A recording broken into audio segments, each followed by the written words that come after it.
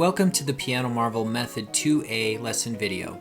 In this video we will cover playing in C position, octaves and the musical alphabet, skips, steps, and introducing intervals, and introducing dynamics.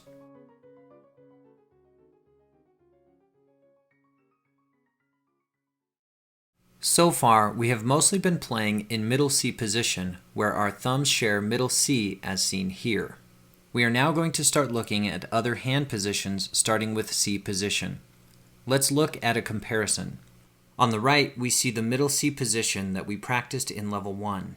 On the left, we have C position, where our right hand stays in the same position, but our left hand drops down on the keyboard. Our left hand will now have the pinky on the C, which is an octave below the C that our right hand thumb is on. Keep in mind that our finger numbers do not change just because our hand position changes. So thumbs are always number 1, index fingers are always 2, middle fingers are always 3, ring fingers are always 4, and pinkies are always number 5. Since we are in a new position, we need to recognize that our left hand will be playing some new notes. This is a little bit of a trick because they aren't really new notes. They are simply notes we have already learned, but in different octaves. Let's take a deeper look at octaves and the musical alphabet to understand this better. Now that we are playing a wider range of notes, we need to understand what an octave is and how the musical alphabet works. We will explain the solfege system in this video along with the letter system that we have already started learning, but don't get too caught up in that right now. It's helpful to first understand that the musical alphabet only contains letters A through G. If we count that out, we have 7 letter names that we can pick from: A, B, C, D, E, F, and G. In solfege, there are also 7 note names. They are Do, Re, Mi, Fa, So, La, and Ti. The other thing we have to understand about the musical alphabet is that it repeats. So as we move up the keyboard, A, B, C, D, E, F, and G, we will return to A and start the cycle of letters all over again.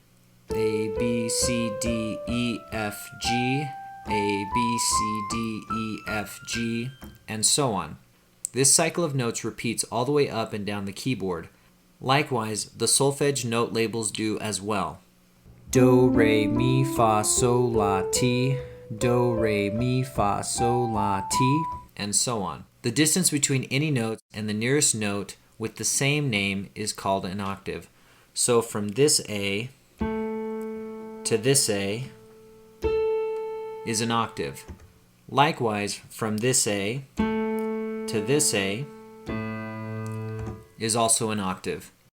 Now looking back to the C position that we discussed earlier, we can see that our hands are positioned with the right hand ready to play C, D, E, F, G, and in the left hand, C, D, E, F, G in a lower octave. Though we have seen skips and steps already, we haven't really talked about what they are yet. Let's talk about steps first. A step refers to moving from one letter name in the musical alphabet to the one just above or just below it. So if I play an A and then play a B, then the distance that the pitch has traveled between the first and second notes is called a step. Likewise, if I play an A again, and then a G, which is just below, then we are also playing a step. As you might imagine, a skip is where we skip over a note in our interval. So if I play an A again, and then skip up to a C, this is a skip. In other words, I skipped over B to get to the C. Likewise, if I play an A and then skip down to an F, this is also called a skip because I skipped over G to get to F. There are 2 principal intervals that we are going to use in this section. These are called seconds and fifths. The seconds that we will be starting with are shown here: C and D, and F and G. The fifths that we are starting with are shown here. C and G in the bass clef, and also C and G in the treble clef. These will be played together like this. We will cover intervals in more depth in a later video. Many times a composer will put in markings to tell us how loud or soft we should play the music. We call these markings dynamics. If the music should be played soft, it is called piano. It's called piano because the piano is generally a soft-sounding instrument. So if someone says, "Play this song piano," what they mean is, play this song softly.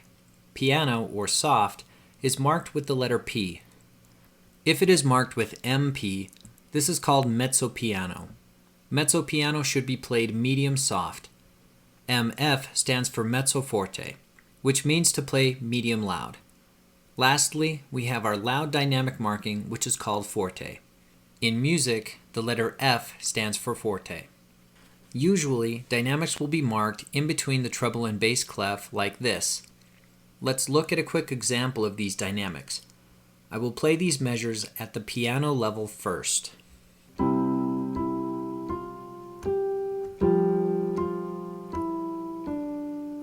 Now I will play it mezzo piano.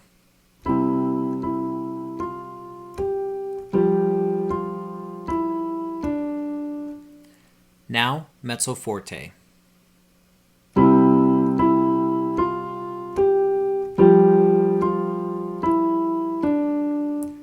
And lastly, here are the same measures played at a forte dynamic level.